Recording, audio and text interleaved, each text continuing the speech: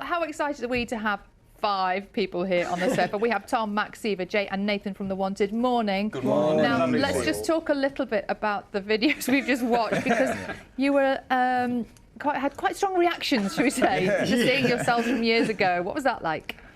It's beautiful. It's like nostalgic. Yeah. I mean, there were some stories from them videos. I was going to say, that's not how you describe it. It was on there. I'm not party too hard. Keep it clean, lads. Keep it clean. I think it was just looking at us as like little kids, like we're trying to be dead serious, and inside we were so frightened, you know, didn't have a clue what we were doing. Were you nervous? You Absolutely. don't look it. Just figuring it out, you know what I mean? Yeah. How does it feel then? Looking back at all those memories, Jay, how does it feel to be sort of back together and performing again? It must be lovely, isn't it? Yeah, it is really nice. It's a feeling, you know, when you go back to school after, you know, summer break, all the, you know, the laugh that we have with each other, and also that people take care of us. We have people that just wipe out everything, you know what I mean? Right. Like, and that same team that did it back in the day are there like, boys, get in the van. And this time around, I think there's a lot more perspective. I feel how lucky I am every day. I'm in the bus, and I just think, oh man, sometimes I wasted so much time thinking negatively, and now I'm just grateful to be there. Oh, tell me, that's really lovely. Yeah. Let's think positively, everybody. Tell me what brought you all back together. Why is it happening? Tom's fault. Yeah. I mean, Tom mentioned it a couple of years ago about us maybe doing it, but we were all kind of in different places doing our own thing, and then started up a conversation maybe last year, but then Tom obviously got some news which he had to deal with, which he's been, as we all know, he's been absolutely smashing. And he said, look, I'm going to put something together for Stand Up to Cancer, and would we be interested in doing it? And of course we were all in. Boys flew over from LA and did that, and just rehearsing and being back together, it was a no-brainer that we wanted to do another album, do new music, and eventually, you know, go on tour next year. So it just all came together really, really quickly. Did it just click, Siva, when you sort of get back together? I mean, was it like you'd never been apart? Were there the same conversations as before? You know, don't have to catch up, you're just there straight away? Yeah, well, initially, you know, like Jay said, it was like a school reunion. But there was a few nerves for the first 10 minutes, and then... And do you know what? I don't think you'll ever lose that. You know, you have fallouts and you kind of have disagreements along the way, but we're brothers at the end of the day, you know, and we went through something that a lot of people don't go through. And the boys have been amazing, like support network for me during this whole time. It's been a nice distraction, you know what I mean? They've been such great support. And we followed you really closely the last few weeks on BBC Breakfast. We saw the concert that you did, and we had a huge reaction to that on this programme. Give us an update. How are you doing? Yeah, I feel really well, actually. Just happy to be present, to be honest with you. You know, we're about 15 months down the way now since diagnosis, so yeah, just happy to be here, to be quite honest with you. And we are too. Thanks. Well, that was the thing that really struck me when I watched the piece, Nathan, of you all together. Is, you know, you're obviously friends, and you've obviously had, you know, that history and the years together. But then you come together essentially through what's happened to Tom. Yet the bond of you being together and the emotion, not only from you, but also from everybody watching in the concert that night, and then who watched it on TV the next day. It must have been incredible. It was very moving. It was really powerful, and it's a strange kind of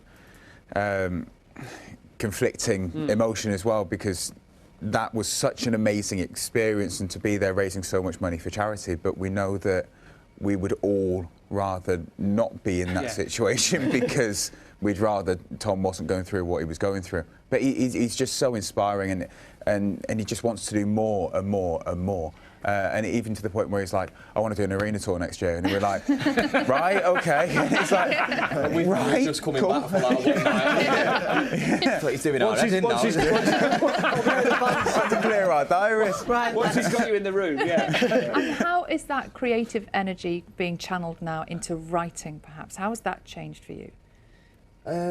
Someone asked that last night. We did a gig last night. Sorry, boring question. No, but it was it is an interesting question, because it differs between each member. Like, so I said last night, like for me, my head was kind of just always in it. So even when I went and writing for myself, I was still just automatically writing for the boys. Like what I was thinking, what would we do?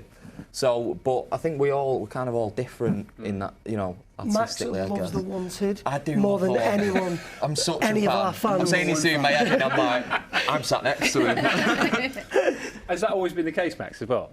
The love for it, you mean? Yeah, I mean, as soon as we started this, when we did All Time Low, like it.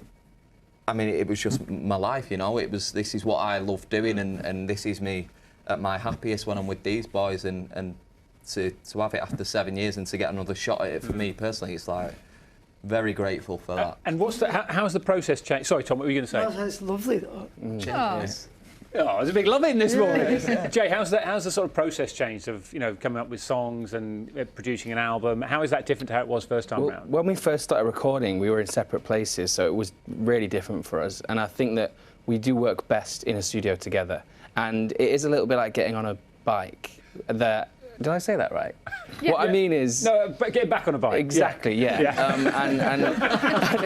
We just know each other's voices, you know, and we know what energy we bring to the group. So you go in and it just clicks. And I do mean as a creative endeavour, and also just as colleagues. You know, like all the people you're with here, you have a role. And when you come back, it doesn't matter who you were outside of this room.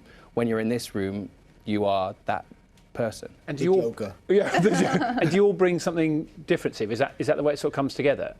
Yeah, we've all picked our roles. I mean, the dad. The handsome dad. Oh, cheers, mate. No, you put yourself under pressure now. You start naming everybody. Yeah.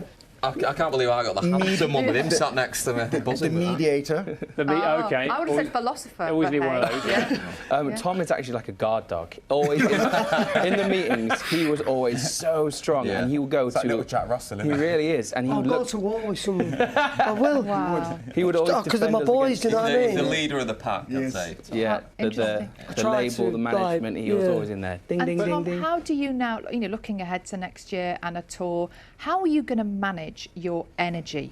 Because that's going to be something really important. Yeah, You're gonna that's have to look one after. thing that has been a bit consuming actually, because it's quite mentally draining as well. Not draining, because that's a negative way of putting it, but just mentally stimulating, which is quite tiring.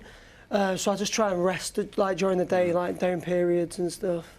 And in terms of treatment, how's that going to work? Regular scans and things like Just that? regular scans. Well, I'm sort of stable now, so I'll just keep an eye on it over the next few months, and hopefully that continues. And how did the rest of you react when Tom told you the news about the good news about what was going on?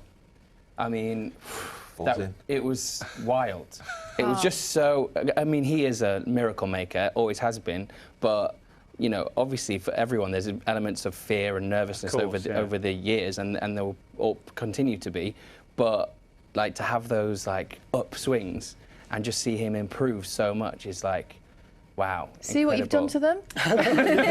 Because it's Tom as well, there is like a little bit of that expectancy that is going to be the news because of the way he is. Yeah. So it's like, well, of course Do you know what's it's funny stable. actually? That's funny. When we did the documentary, I think a lot of people because it's ended.